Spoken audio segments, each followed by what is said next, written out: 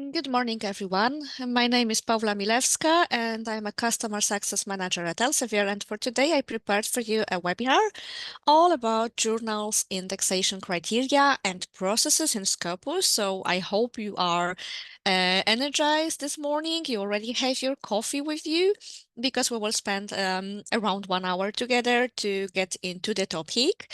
So I'm based in Poland. If you could share with me, where are you coming from today? Where are you based today? Logging into the webinar, I'm curious how many people do we have from different countries? You can use chat.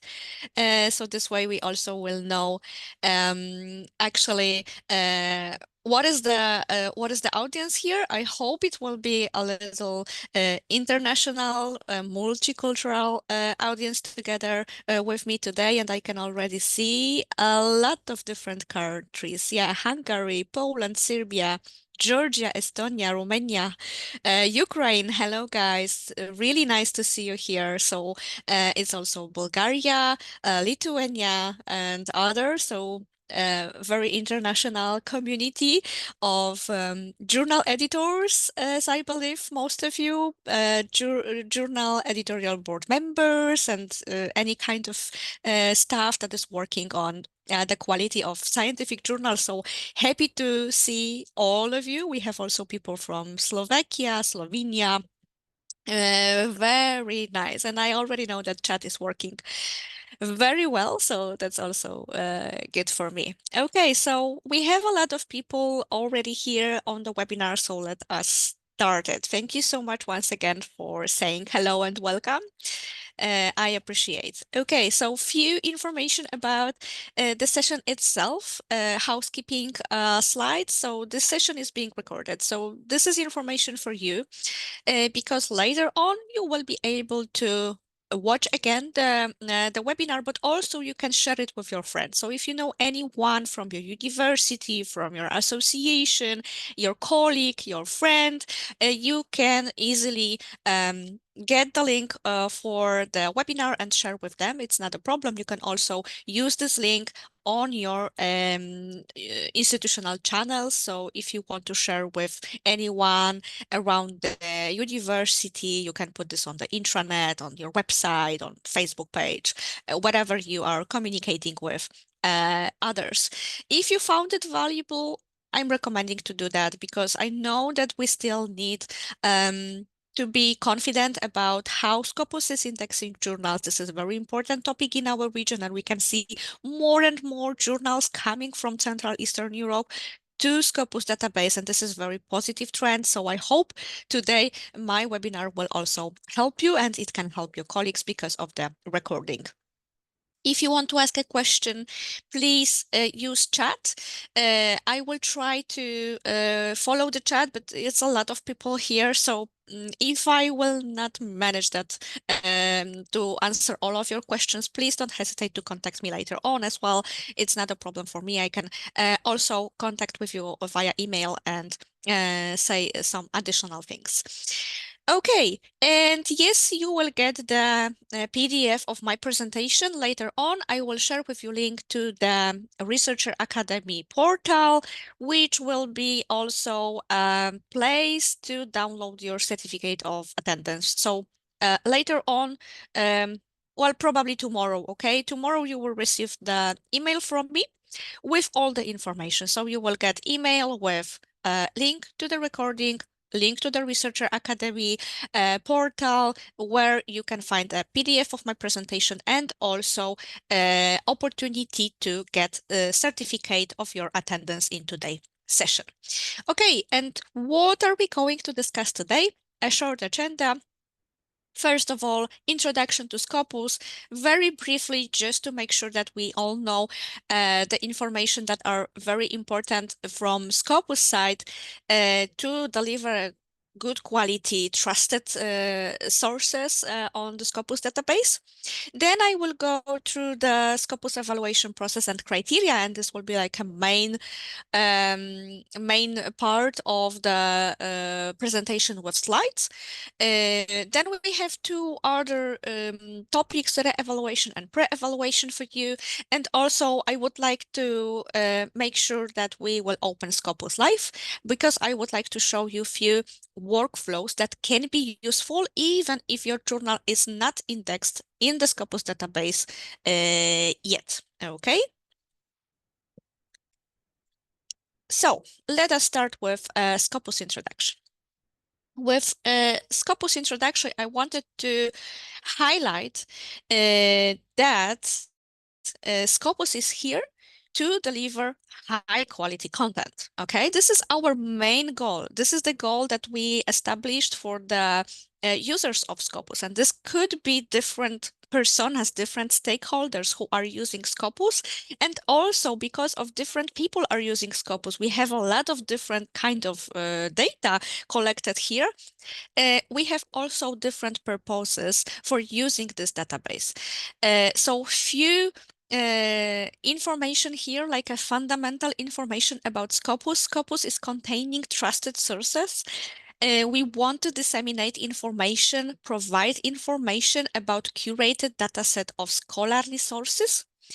We are continually updated this, so titles are evaluated, monitored, and of course, if they are predatory or below standards, we are also deselecting sources for Scopus database. So everything that you can see have been checked by our board members that are evaluating journals. And if something is going wrong and we can see low quality, we can see some malpractice and not ethical behavior, for example, we can also decide to deselect journals from the database.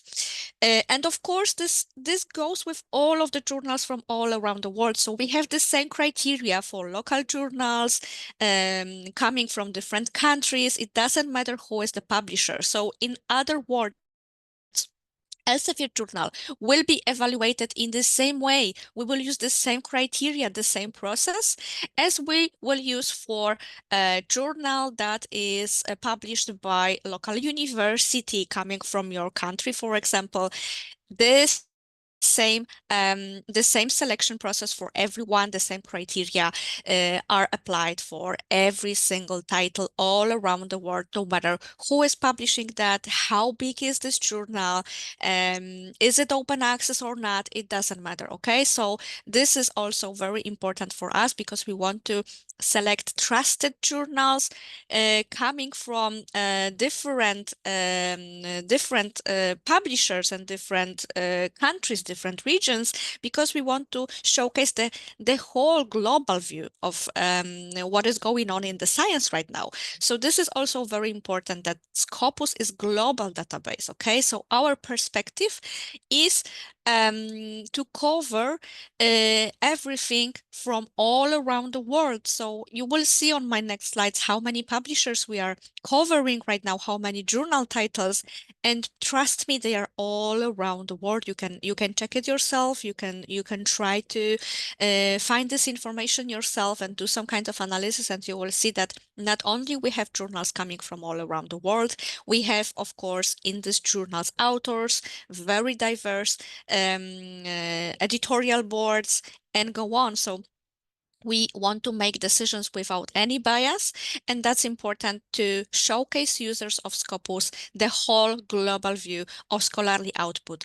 right now with this Scopus standard. So still we are in the secure place to show you only the trusted sources. We are also using publication and usage metrics for different goals. So you will see in Scopus arrays of metrics. So we can somehow help you in evaluating sources, papers, in checking the scholarly output of a particular person or the particular institution. So Scopus is also used for that. And that's why we can say that Scopus can be a framework for evaluation. We have this information and data model.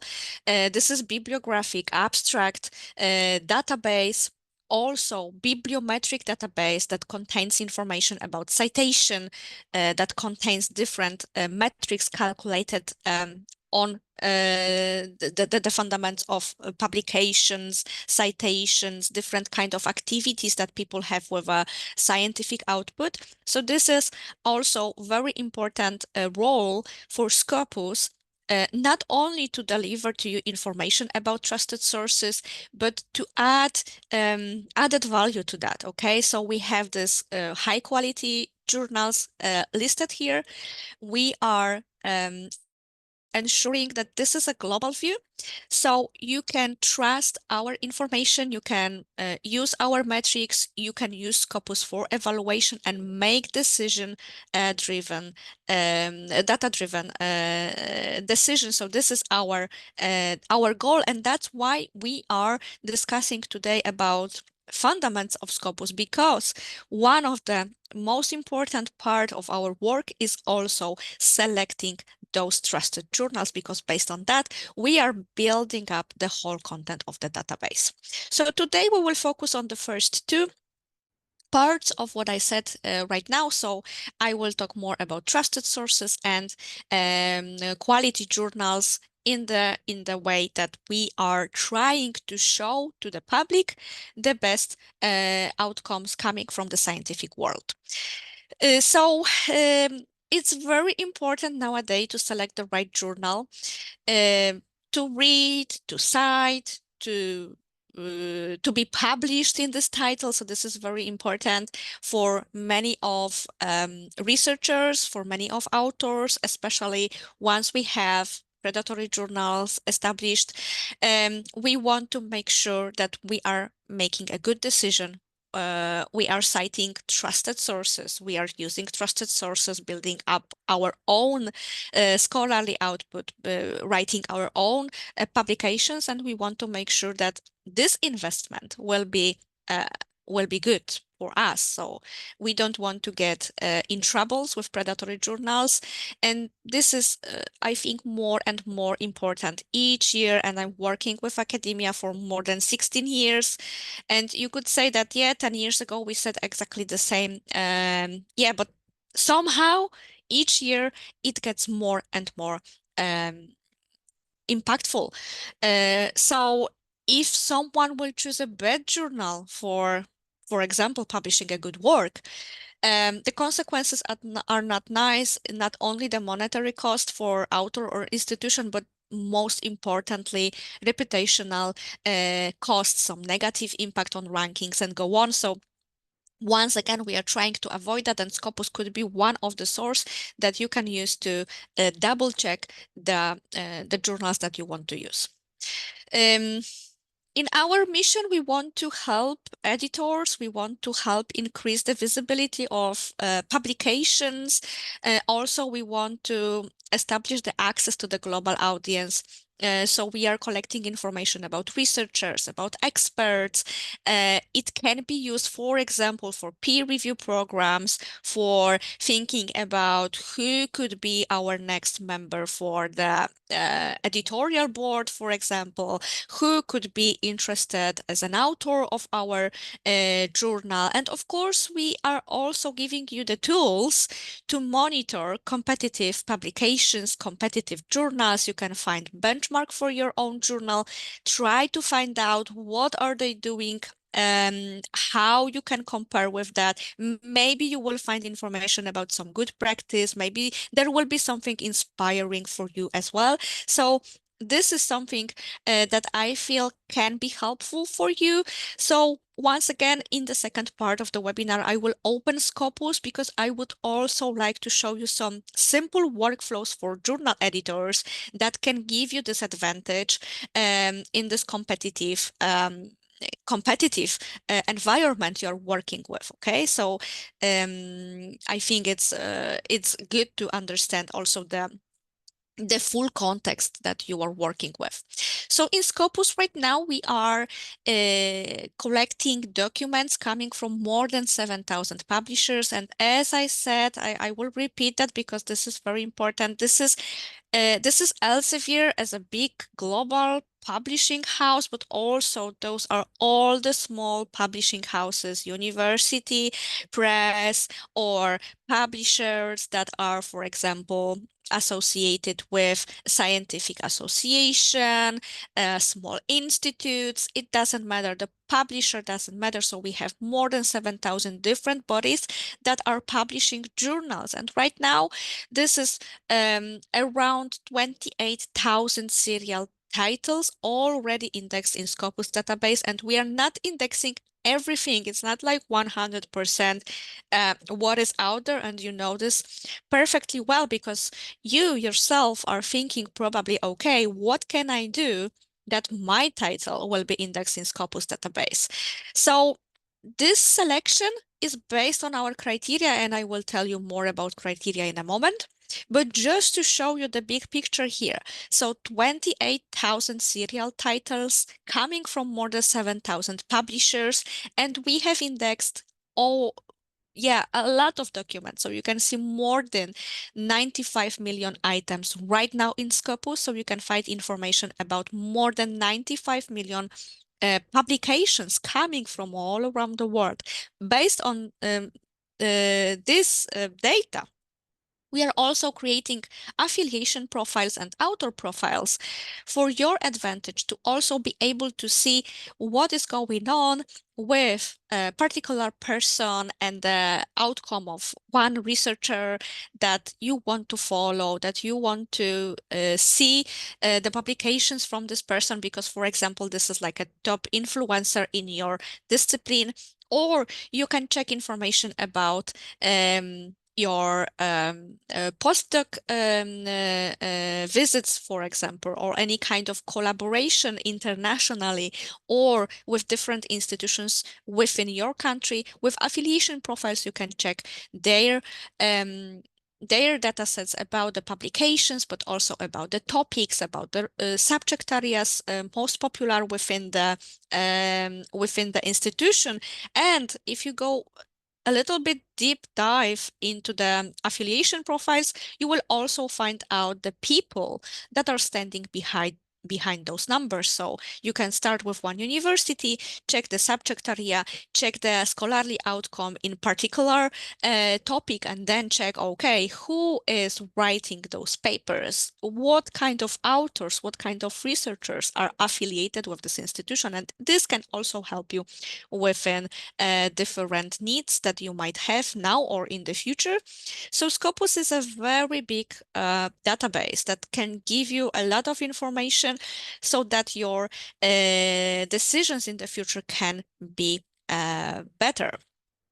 Okay, Scopus coverage summary just from February this year, so brand new. We have um, daily more than 12,000 papers coming to Scopus database. So please remember about that. This is like a live database updated every single day with new content. And with the coverage, as you can see, we have journals, but we have also conferences, books, and patents. We have evaluation processes for all of this. So it's not a mystery. This is very transparent. You can find all the information about how we are deciding which books, which conferences, which journals are indexed. This is something that you can find publicly available on our website. And on the left-hand side, you can see also the coverage within the different subject areas. So the coverage is interdisciplinary. Each subject area, you can find different type of content in indexed in Scopus database. So this is also important part. And we are also covering, of course, open access articles This is like a growing trend. We are observing this all around the world, and I think it's good to also know that in Scopus you can easily check the trends and see how many open access journals, how many open access articles are already there, because all around the world we are discussing about that. And here you can find some fundamental information about this. Okay, finishing the introductory to Scopus database, I hope you know now what is inside, and I think this is very important to understand the mechanism of the database, the this information that what is our goal, what is our mission, what do we want to achieve with Scopus, to better understand our evaluation process and criteria that we established for journals. And this will be our main topic for today. So let us go also to this very important part. So first of all, the Scopus mandate and authority. Please remember that Scopus is committed to creating this representative curated dataset of scholarly content. This is all I told you before. So we are selecting journals based on journal level data and the performance. So this is title by title. We are not selecting publishers. We are checking title by title on the journal level. And based on this data, we are making decisions. So this is our way of working, and also we are monitoring and deselecting titles that are predatory or below standards. So those are two things that we are doing for the community to double check the journal quality before it's visible in Scopus database, and to make sure that everything that is in Scopus database is still meeting high Scopus standards. What Scopus is not doing, Scopus cannot interfere with editorial autonomy of journals. So everything that is going on the journal level, every single decision about the journal future, the way of workings, I don't know, what kind of peer review do we have, what kind of ethical rules are we following, and everything like that. This is editorial decision, and Scopus will never interfere with editorial autonomy of journals. So if something wrong is going on with a particular title, you will always see that Scopus can react. For example, if there is a plagiarism, any kind of other publication malpractice, Scopus can react. So it can be re-evaluated, it can be deselected, but the decisions, also the all consequences are on the editorial team, because this is autonomical body that is creating, maintaining, managing the journal. So please remember about that. Scopus can only evaluate journals and monitor journals that are already selected to be included in the Scopus database. And how we are doing that? We are doing the evaluation with two steps, and the most important part is expert curation. So the content selection is made by a content selection and advisory board, which is a board of independent individuals. We have 17 subject chairs. We have board members that have different expertise in scientific subject areas, and they are evaluating journals all the time. So we don't have like a window for evaluation each year.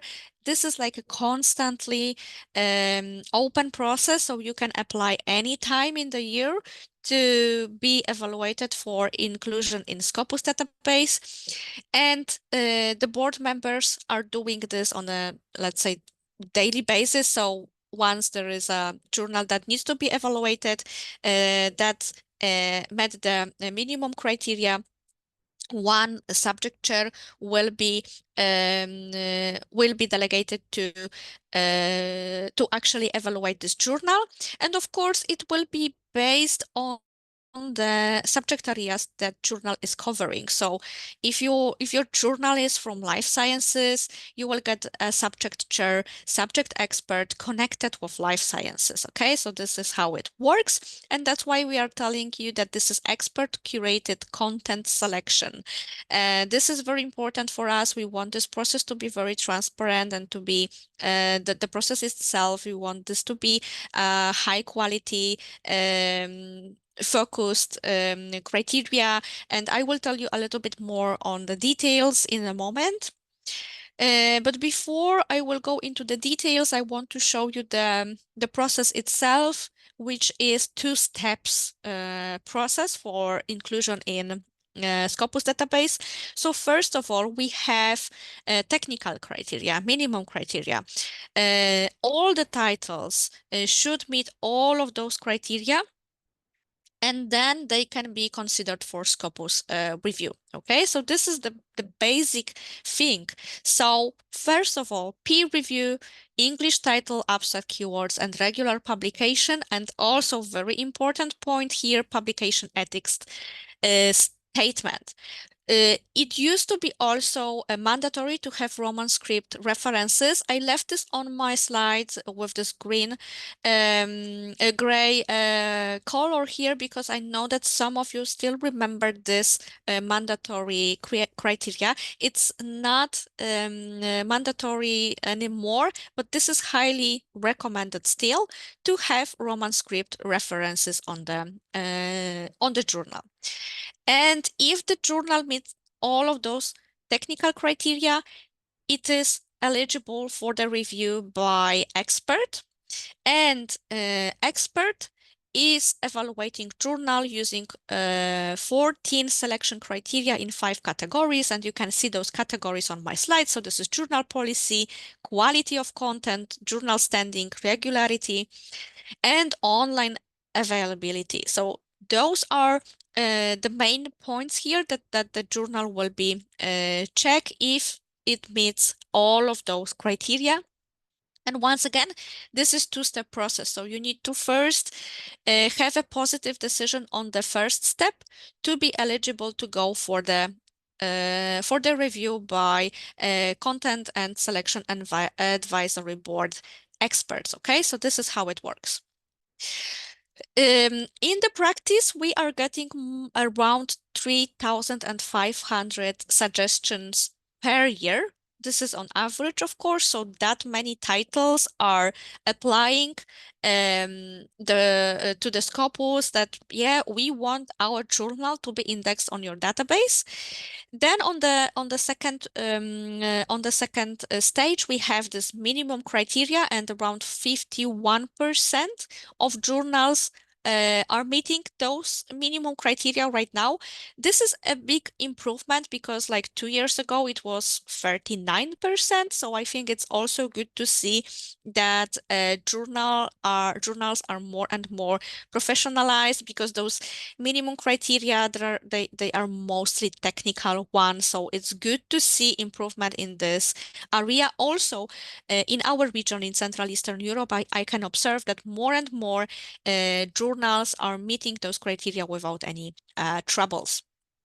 And the last step, 48% right now, this is on average, how many journals of all those who which met the minimum criteria are actually accepted for the inclusion in Scopus, and this gives us around 850, a little bit more than 850 journals indexed in Scopus yearly. Okay, so this is how it looks like. Out of 3,500, 850 on average are meeting all of the criteria and get the positive decision that this journal will be included in a Scopus database. So this is showing you the process itself in the practice, how it looks like, what are the numbers, what are we actually working with, so you can see how much work needs to be done to have this effect, how many journals yearly we need to check. And double check for you before it's visible in Scopus database. Okay, and the journal journey, it's also quite long journey with few steps here. So we have title suggestion. This is like a first thing that you need to do. Who can suggest a journal for Scopus? It can be publisher, editor-in-chief, any editorial board member, managing editor, so anyone who is very close with the journal title working as a staff for this journal. It can also be optional, some other librarian, anyone from the institution who can actually suggest the journal, but this is optional. And on default, publisher, editor-in-chief, editorial board members, they need to be aware that the journal was suggested and they need to actually agree to be evaluated. Okay. So once a person will fill in the title suggestion form, the editorial board, the publisher, whoever applied this to Scopus will get the confirmation and the tracking number. The tracking ID is the number that allows you to be on the to be aware where the journal is on the journey. So what is the stage? What are the decisions? What is going on right now? So anytime you go for the tracking system, you will see what is going on with the title of the journal. I highly encourage you to open title suggestion form and to check all of the questions that we have there because it's a very long form. It will also give you the idea what kind of preparations you need to do before you will even start filling in this form because you will need a lot of descriptions, information about articles, about everything that is going on within your editorial board about the subject areas and go on. So please go there and check all of the information.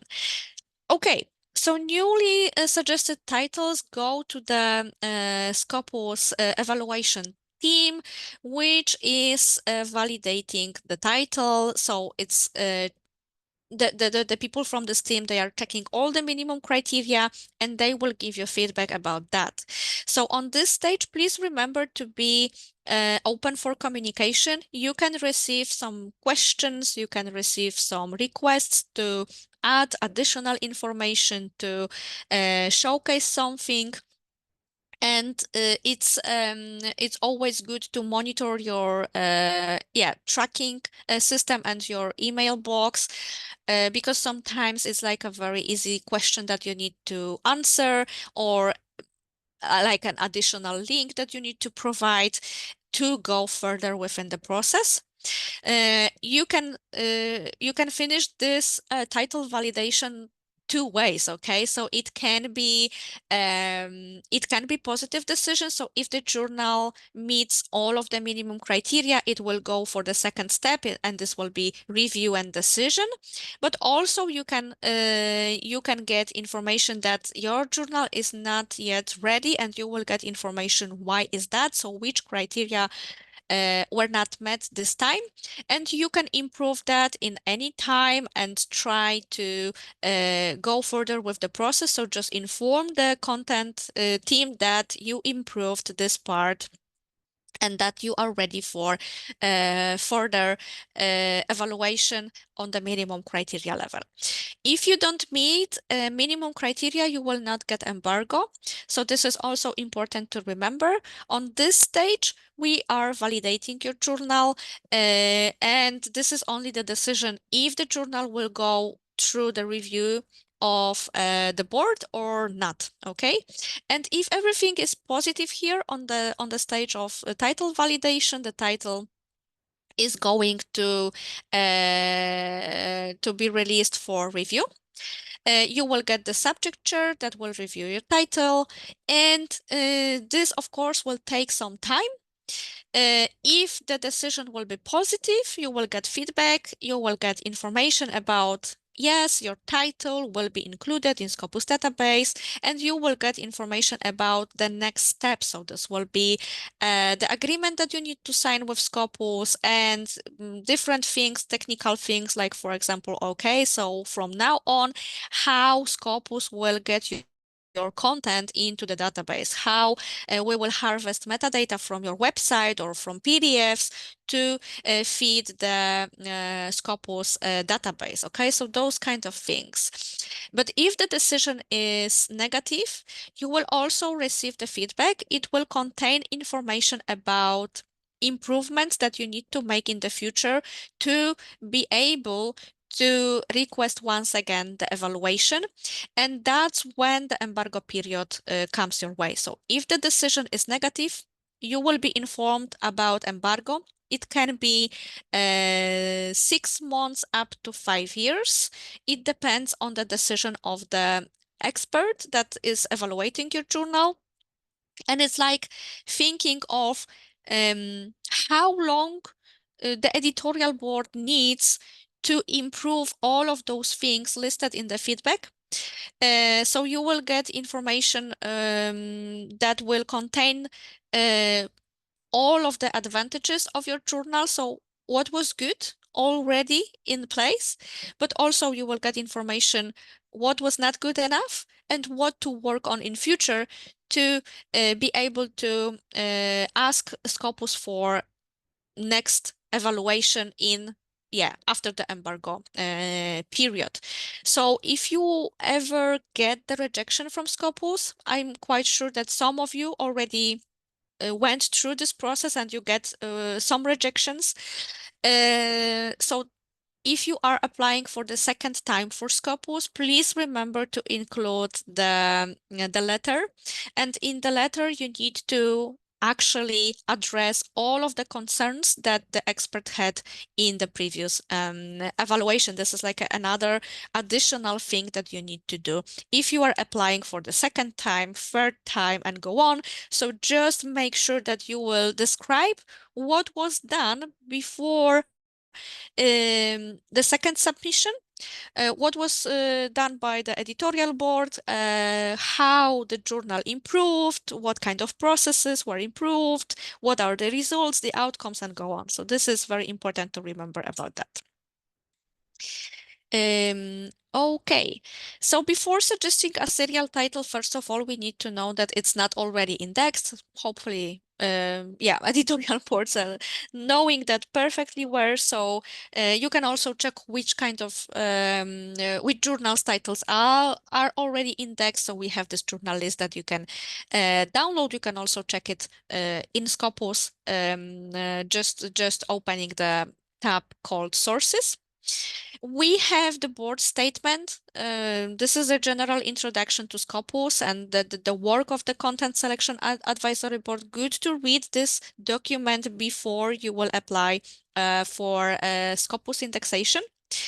Review the selection criteria. It can sound very like a basic thing to do, but please remember that this is very important to meet all of those criteria, because it's better to wait a little bit and apply 1 year from now.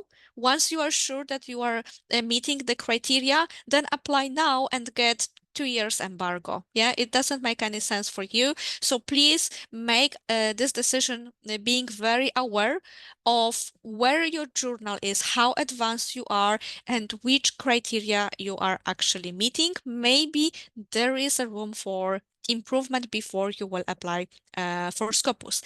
The next step is Scopus title suggestion form. I already told you this is this very long form with 6 steps that you need to fill in with a lot of information about your journal.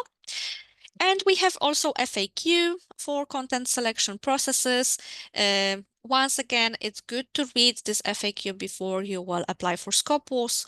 This presentation will be available for you later on. Please remember, tomorrow I will send you all the information about recording, presentation, certificates, and all of those links in the PDF you will be able to open and yeah, just do this kind of exercise and go there, read more materials about this process.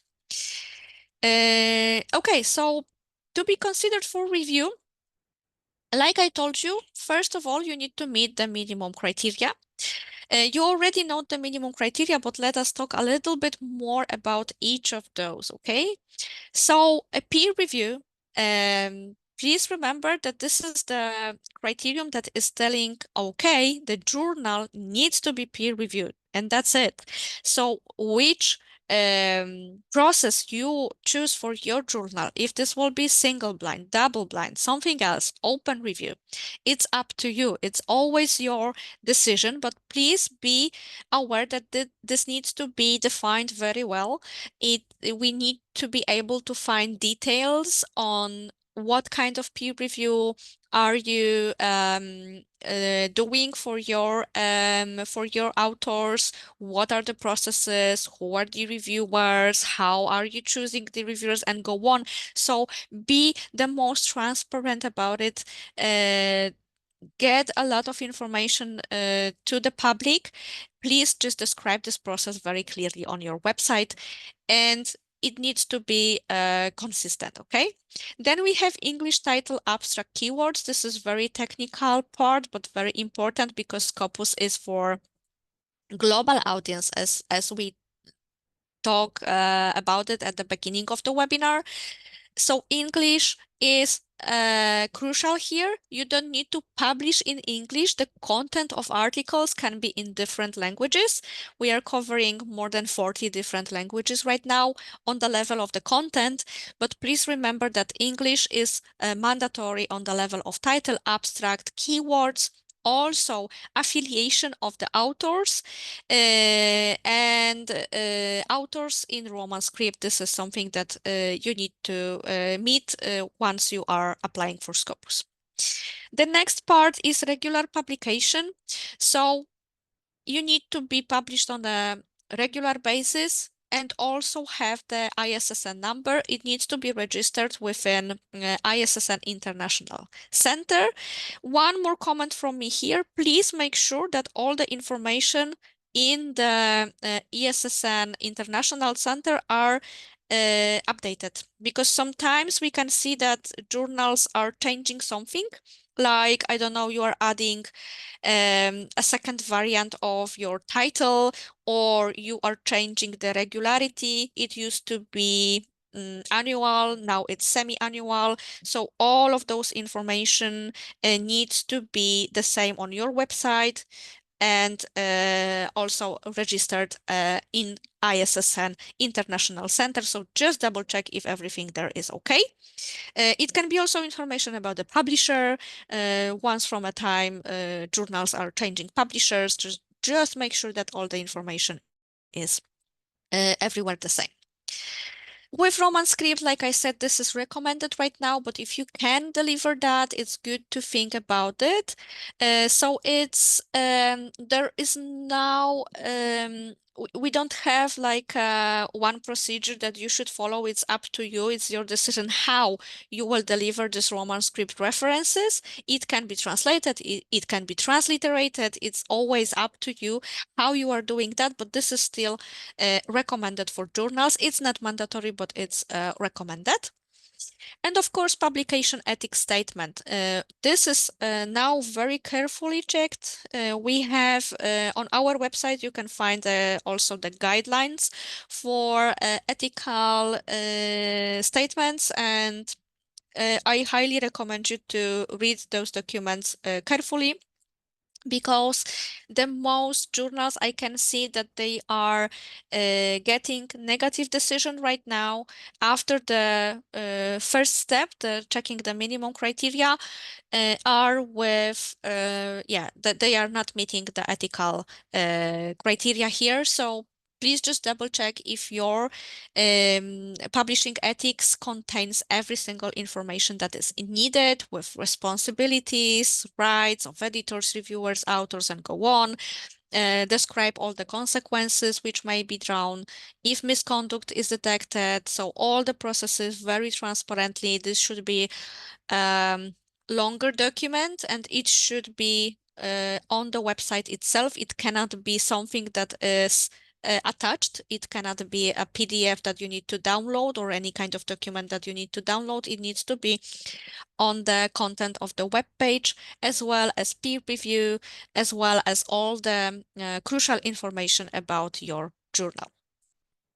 Okay, and now we have the evaluation on the level of the expert. I already told you that there are 5 areas they are checking. So we have journal policy, quality of content, journal standing, regularity, online availability of the content. And let us talk a little bit more about those criteria. So with journal policy, yeah, it's important to have convincing editorial concept, the policy. So please, yeah, deliver all of the information about your journal policy on your web page. Type of peer review, like I said, very transparent, and descriptions of all the processes. It's also about diversity. This goes with geographic distribution of editors and also of authors. So it all needs to be correlated with each other. So based on what is your policy, what your journal is going to achieve, what are your goals, what are you doing, what subject area is your main topics and your main discipline. This should correlate very much with also diversity of your editors and authors. Once again, please remember that Scopus is a global database. So that's why we are also checking this kind of criteria.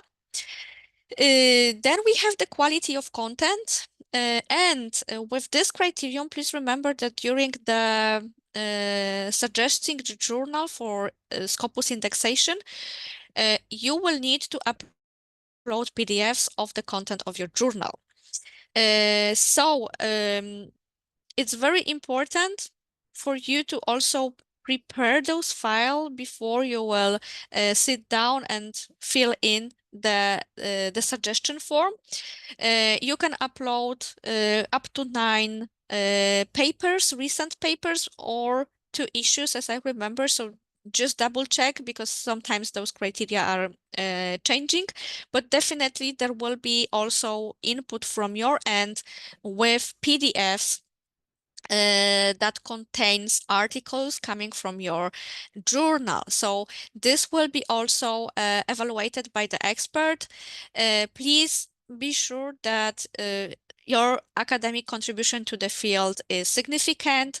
You can also think about how to make high quality abstracts.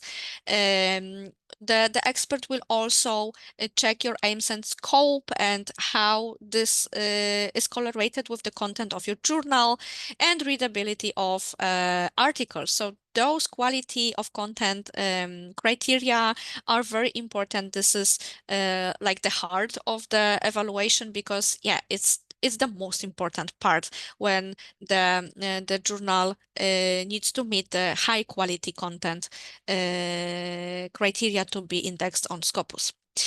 The expert will also check citations of your articles in Scopus database. Okay, so please remember about that, and also editor standing.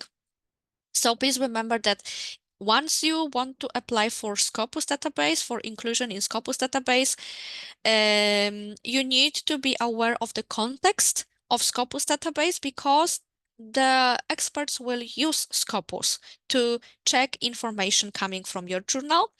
It will be about citation, but also they can check Scopus author profiles for editor-in-chief, managerial editors, even the board members. So just do your homework and yeah, check it on Scopus as well, just to be aware what is going on, what information can be found on Scopus. If, for example, you can see that editor-in-chief has a Scopus author profile, which is not correct, that there are some corrections to be made, just do it before you apply for Scopus inclusion for your journal. So that's it.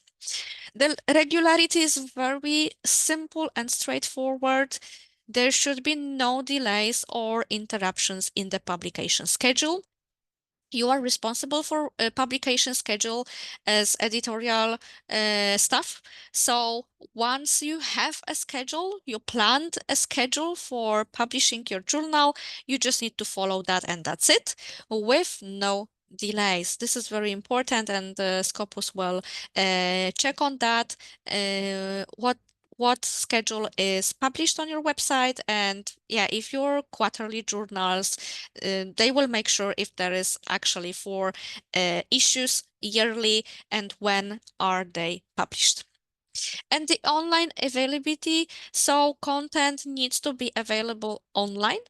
It doesn't matter if this is open access, if this is free to read, or if this is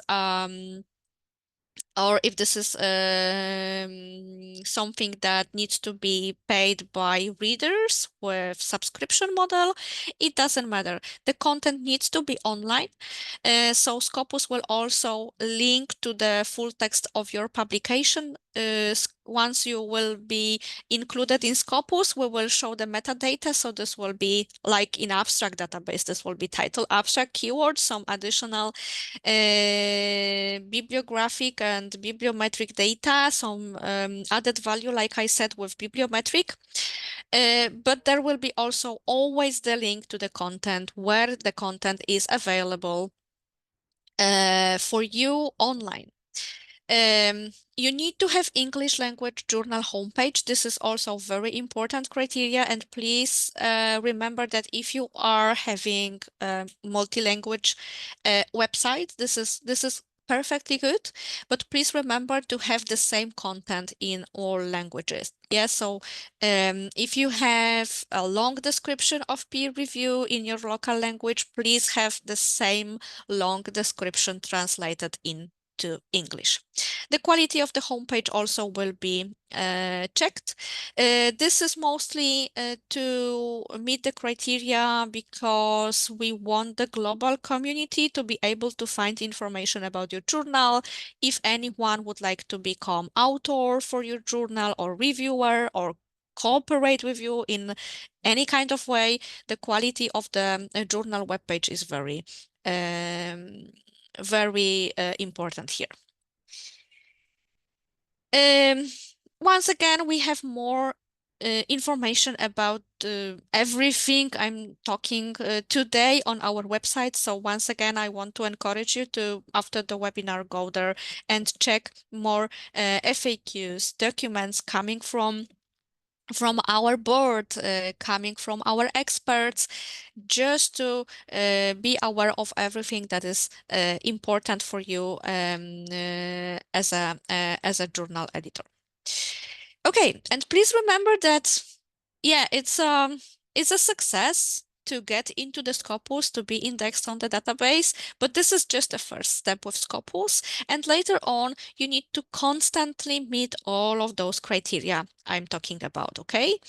So we have the re-evaluation process, which is to monitor the content of the journals that are already indexed. I'm telling you about that today just to make sure that you will be aware that it's not like big effort to get there and then we will see. No, you need to have a strategy also to stay in Scopus database. You need to meet all of those criteria constantly, and your journal will be checked with different methods of re-evaluation once the journal is accepted for inclusion in Scopus database. So first of all, we can mark journal with red flag because of different reasons. For example, underperforming. This could be one of the reasons if there are not, if you are not meeting the metrics and benchmark for your journals in the same subject area, the journal can be marked with the red flag. So once you are in Scopus, yearly, Scopus is checking this kind of metrics. We also have feedback coming from the community. So any kind of concerns about the publication standards, This can be raised by formal complaints. We are getting this kind of complaints coming from authors, reviewers, even editorial board members. And we are taking this very seriously, especially if there are some ethical issues. Plagiarism, ghost authorship, this kind of things, any kind of non-ethical behavior of the journal will be flagged red as well. Also, we are checking outlier behavior based on the publishing performance in Scopus. This is also a process that is constantly going on through the Scopus database. It's based on quarterly, as I remember. And we have continuous curation based on the feedback from our experts. So once the experts is giving you the positive decision about including your journal, expert is also scheduling re-evaluation process in 1 year, 18 months, 2 years from now. So this is constantly something we are doing. So we are re-evaluating journals all the time. If the journal will be marked with this red flag for any kind of reason, the title goes to through the re-evaluation process, which is once again checking exactly the same way. So it's repeating the process of content selection advisory board, the whole workflow they have for evaluating journals. And this is how we are maintaining the high quality of Scopus. The title after the re-evaluation, it can be exactly the same situation. So the title can get positive decision, and yeah, we are still continue to have this journal in Scopus database, but also it can be deselected. And if there will be a negative decision, and if the expert will say, no, this journal is not meeting our standards anymore, the title can be discontinued. So Scopus is informing publisher, new content is not added to Scopus anymore. So this is like on hold when the red flag is on the journal. This is on hold, so no new content is being indexed. And if the decision is negative, there will be no new content. Information that we already have in Scopus remains as a matter of scientific record. So this is something that stays unless we have exceptions here. So if there is a proven unethical publication practice, content can be even deleted from Scopus. So it's always individual decision. We are not giving site score anymore for discontinued titles. And the most painful, I think, is discontinuation with embargo of 5 years automatically. So if there is something wrong, lower standards, unethical behavior, and the title is discontinued, the 5 years embargo automatically is for this journal. So again, to be indexed on Scopus database, they need to wait 5 years and then go once again through the whole evaluation process from the beginning. Okay, we have everything transparent here. So if you want to check Scopus sources, you can download the whole list. It will include information about active journals and also discontinued titles. So we are publishing those lists monthly. You can check newly accepted titles. You can check active titles, but also we are publishing information about which titles are discontinued, and also you will see the reason why we decided to discontinue the title. We have 2 places where you can find those lists. I think the easiest one is to go for Scopus sources page and download from there. Okay, we also have a self re-evaluation service for journals, so you can go for readyforscopus.com. This is a service that allows you to self-evaluate your journal. This is free of charge. You can do it as many times as you want. And also on this website, you will find some advice, some recommendations connected with our criteria.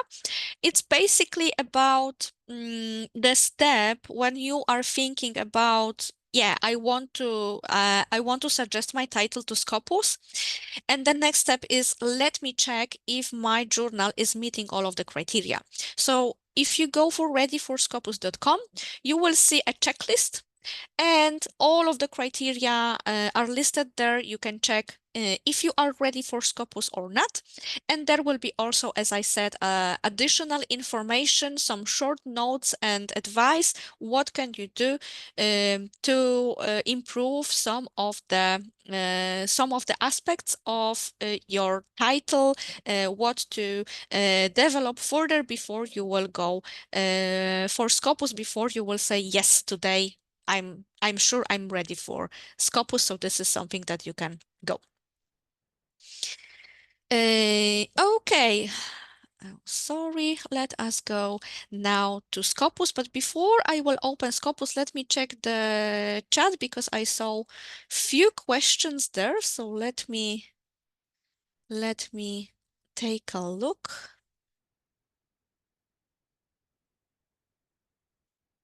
Okay, so how many previous issues are in the evaluation? There is a question. So first of all, at least three uh, recent issues needs to meet all of the criteria. So this is on the let's say fundamental basis.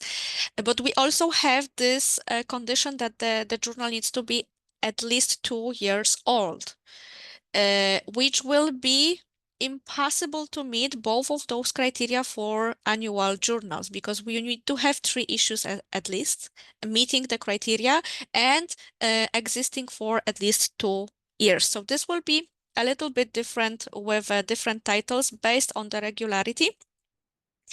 But definitely three latest issues must meet all of the criteria. Also, please remember that once the title is accepted for the Scopus database, expert will decide how many years back the journal can go with archives because we are also indexing archives. It's not like we are indexing from now on to the future. Yes, we do, but also we can include archives of your journal as long as they meet the criteria. So, and it's up to 5 years back, as I remember now, it's like the first policy is 5 years back.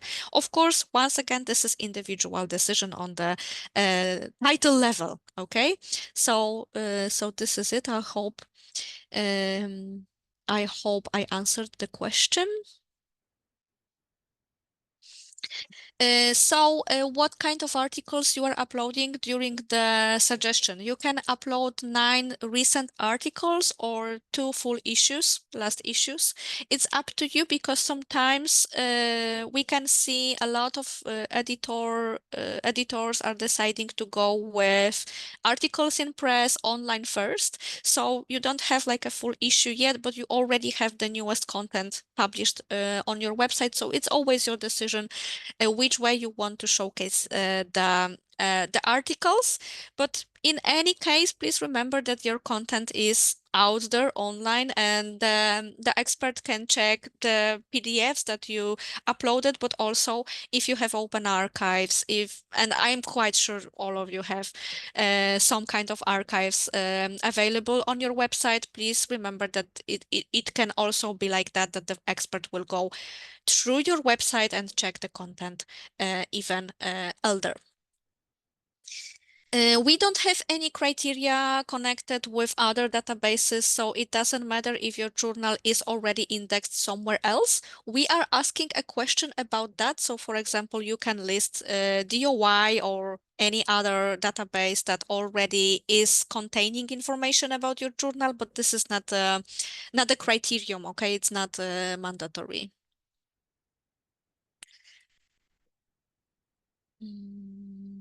Okay, there is also question about the percentage of, let's say this geographical diversity of the journals. We do not have recommendation like how many percent of authors should be from your institution, from outside, from other countries, and go on. The only answer here is it depends. Okay, so you need to go for Scopus and do your own. Yeah, just explore how it looks like in your subject area. Because once you are applying for Scopus, please remember that your benchmark will be a journal that is already indexed on Scopus database. And based on the information we have in Scopus, this is something that will be, yeah, that the expert will take this into the consideration. Okay, so for example, if your subject area is somehow specific and it is somehow regional, okay, it will have a different diversity than, for example, I don't know, chemistry, which is the same chemistry all around the world. So basically what I'm trying to say, we have subject areas that are very diverse and there is no reason behind the subject area that you will have only covering one country authors. But you can also have very specific topics, like we can see those topics, for example, in humanities and arts, when we can have a specialized title working on the, I don't know, small ethnical culture, history, or something like that. And of course, the diversity of people interested in this topic will be totally different. Okay, so this is the only thing I can say. So we don't have like, yeah, you need to meet 25% or 50, and we don't have this kind of criteria. Okay. Embargo for the resubmission of journals for consideration. It's starting with 6 months and it's up to 5 years. The most common from my experience is 2 years. This is like from at least from journals that I saw, the rejection. Many of them they had 2 years embargo, 1 year, 1.5. I don't think I ever seen the journal with embargo 5 years. I haven't seen this situation, but yeah, this is something that I don't know this data. I know only once the editors are sharing with me or asking some questions, so it's a little bit difficult for me to say what is the average. Thank you for your question, and let me open Scopus because I would like to show you a few things. Okay.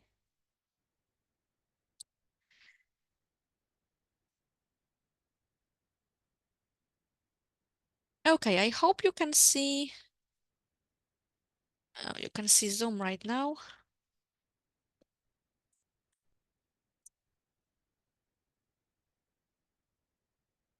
Could you please let me know if you can see Scopus database right now on the chat? I would appreciate if you could confirm if you can see Scopus right now. Hopefully, yes.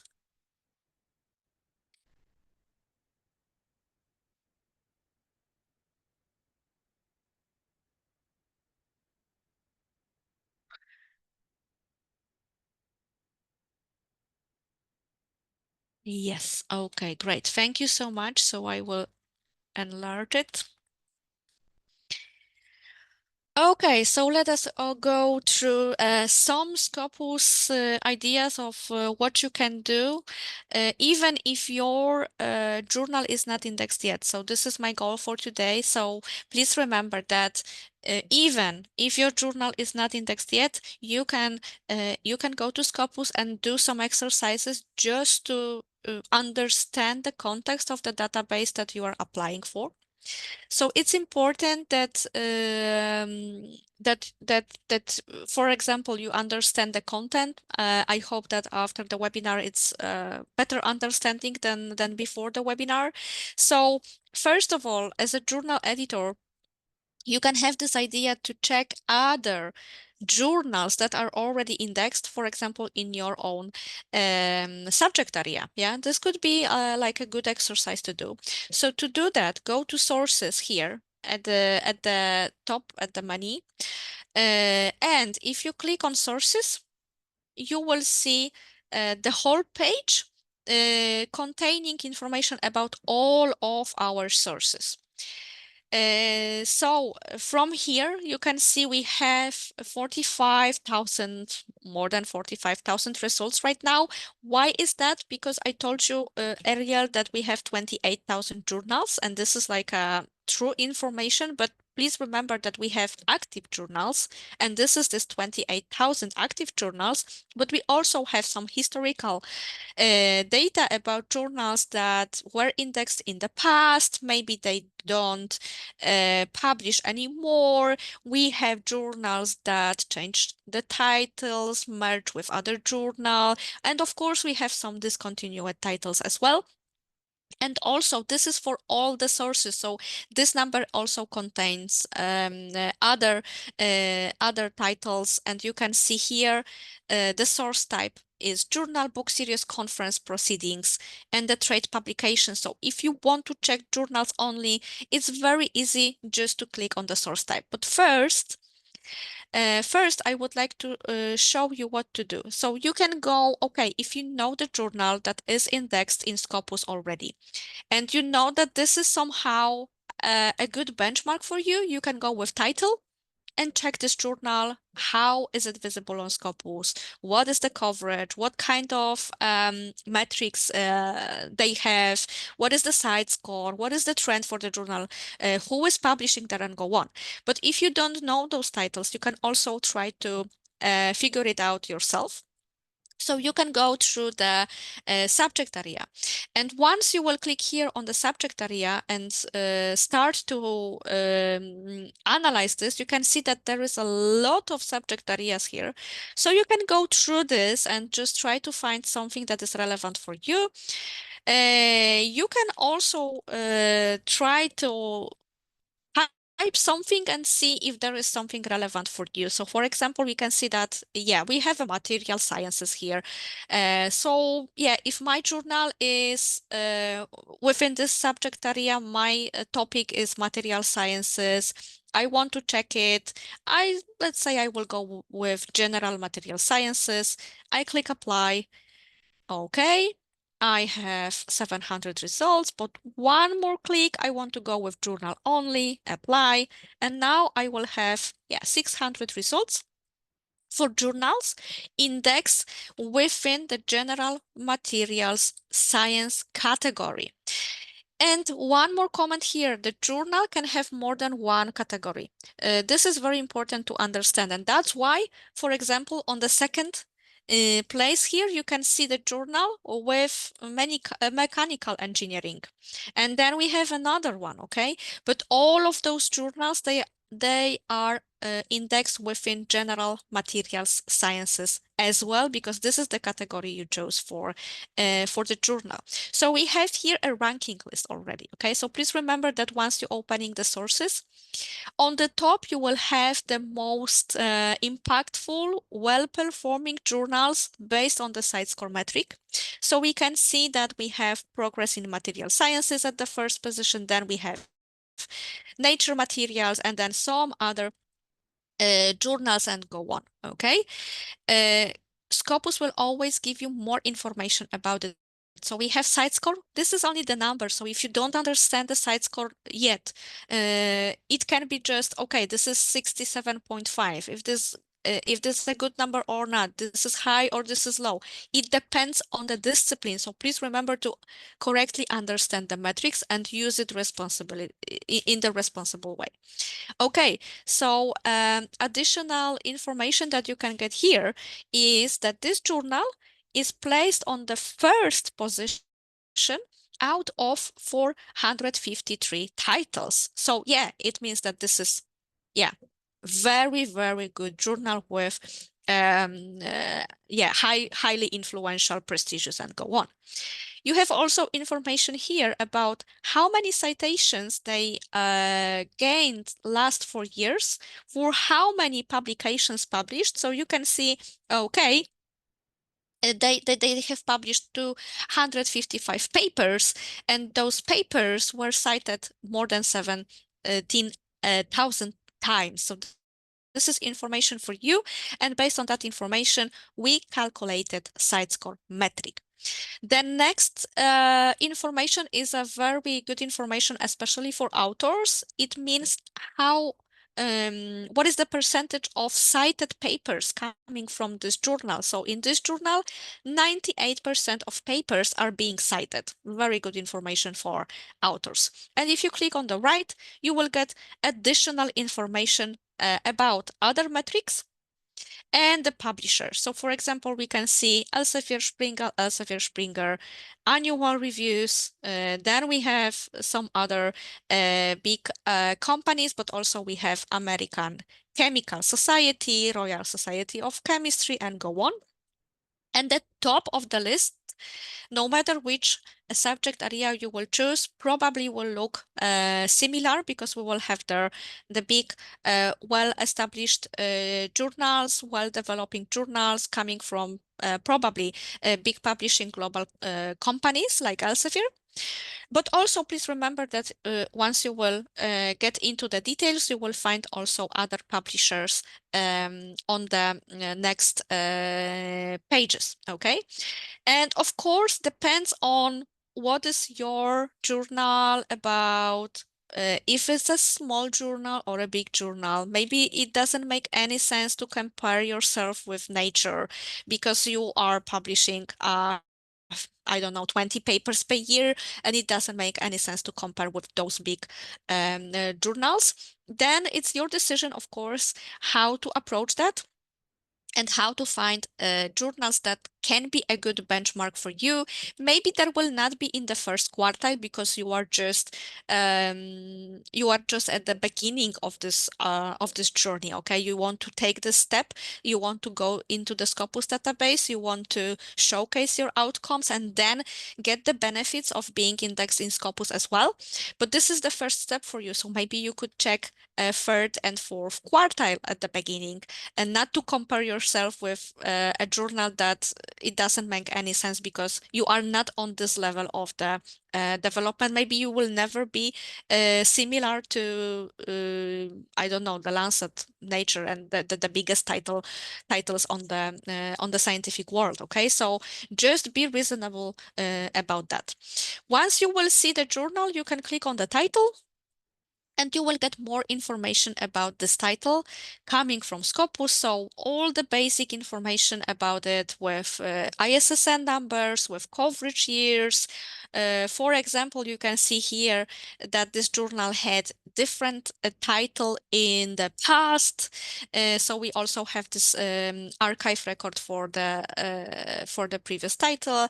We have some more information about CiteScore, about how is it going on right now, what is the position in the ranking for the subject category.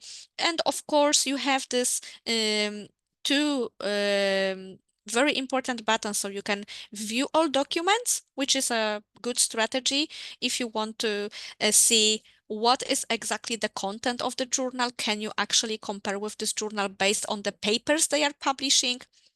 And if this journal is great for you, even as a researcher, because they are publishing papers related to your topic, you can also set a document alert. So anytime a new paper comes to be indexed in Scopus, you can just be easily notified about new articles that you can find in the database.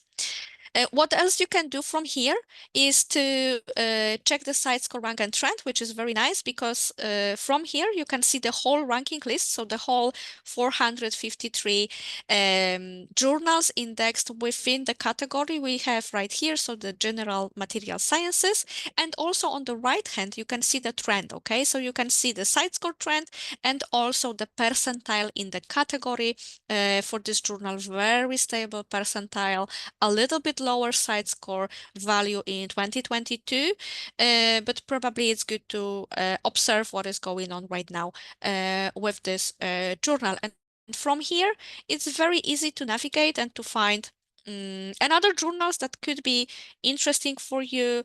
Open the title, check the information, and this is how you can work with that. For this example, I wanted to open you this Nano Today journal because, as you can see, they are indexing papers within more than one subject area. Okay, you can see subject area. We have 5 different subject areas covered by the content of the journal. And this is something to be aware of, that this is editorial decision once again. Okay, so once you will fill in the whole form to suggest your title, it will be also your decision which subject areas you want to be indexed in. But once you will choose those subject area, please check if this is a good choice. What kind of journals are there indexed within each subject area you are applying for, because you will be compared to the journals from this subject area in Scopus. Okay, so this is the first thing what you can do. Just check the content of the Scopus, check what kind of journals are already here. Maybe you know journals coming from your region, your country, other institutions that you know. Maybe there are journals that you are citing, that you can see authors are citing a lot in your journal. Just check what is going on with those titles. Maybe you will find some interesting information. And if you go for view all documents, you will also see very interesting things. Like, for example, you can go through the filters, for example, to check authors that are publishing a lot within this journal, or which affiliations are visible within this journal. So where are the authors coming from? And for example, I also like to check this one, country territory. This is very good to check because here you will see the truth about the, let's say this, the geographical diversity. So what are the countries from authors coming from? From this, for this particular journal, we can see a lot of countries, but of course we have also some few with a lot of publications. This is from the one journal perspective, but also you can go for search. You can put here any kind of keywords. I will put only one. Maybe it doesn't make any sense to do it this way, but this is on your end, the homework that you need to do to actually choose the keywords that are relevant for your journal, put them in here into the search. And so once you will get the results, the results that will be relevant for you, for the topic that you are publishing within your journal title, you can, for example, do it like, okay, let's see the most popular keywords from last 3 issues, combine them in some kind of search. It's always up to you how you will construct the search query. And then you will see, once again, authors, you can see the affiliations, you can see also, very important for you, source title. So, okay, which journals are publishing papers about this topic, what kind of keywords they are using. So you have here the full list of journals that are publishing within this keywords that you will use in your own search. Also, you can see, okay, what other keywords they are covering. Maybe there will be a keyword that will be interesting for you to, for example, expand your search query, or maybe exclude something from your search query. So let's say that your journal is within material sciences, but with focus on chemistry, and you can go this way and just limit your search to chemistry and then check, okay, so what are the journal titles that are publishing papers about material sciences and chemistry. And we have here a list of titles that you can easily later on check. You have also the number of papers. So for example, Soft Matter, this is a journal that published more than 300 papers. Relevant to my search query, and my search query is always up here, so you can always double check, okay, what is the result list right now. Of course, you can also go through this results if this is interesting for you, because Scopus can be also used for, yeah, let's search for relevant literature for a moment. Yeah, it's always up to you how you will use this tool.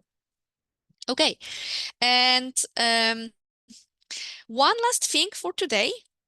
If you want to expand the, let's say your group of reviewers, for example, you are searching for a reviewer for your next issue and you are having some troubles in identifying good experts, you can also use research discovery. We have here research discovery, and this is a special tool that allows you to identify experts in connection to keywords. And once again, you can put here any keywords that you want, any keywords that are relevant for the paper you need a researcher for. So let me go with a, yeah, let's say artificial intelligence as an example. Okay. I will not take the short tour right now. And what you can see here, you have results of authors that are active within this keyword since 2020. So Scopus is analyzing for you the newest papers, and you can see the list of authors that could be good match for your for the review, or maybe you want to I don't know, invite someone new to the editorial board, or maybe you want to do some cooperation with people all around the world. This is a very good tool for you. And of course, my keyword is very basic, like I added here just a one, but you can make it more efficient for your needs. What do we see here? We have the name. We can click very quick to preview the profile of this author and see more information about this person. This is a person from Hungary. We can see how many papers coming from this author are matching my query, how many times it was cited, and you can also see age index, which is also a good information for you because it's establishing, yeah, that this is actually an expert. You can actually confirm that. Okay, so yeah, I'm I'm quite sure that as a editorial staff, you can find a lot of information in Scopus, and please don't be afraid to go there and check different information. You can also do one more exercise, and from here go to references, put the title of your journal here and check if there are any citations already in Scopus citing your own journal. This could be also very interesting exercise to do if you are thinking about inclusion in Scopus database. Okay, let me go back to the presentation. I think we don't have new questions, but let me check.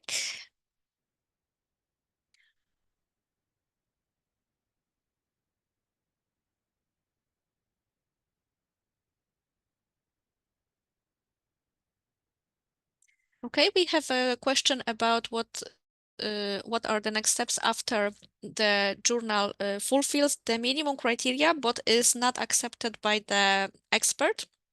So in this case, you will get the embargo period and you will need to go back, fill in once again after the embargo period the whole suggestion form from the beginning and add additional information with the cover letter, which will showcase all of the improvements that were done.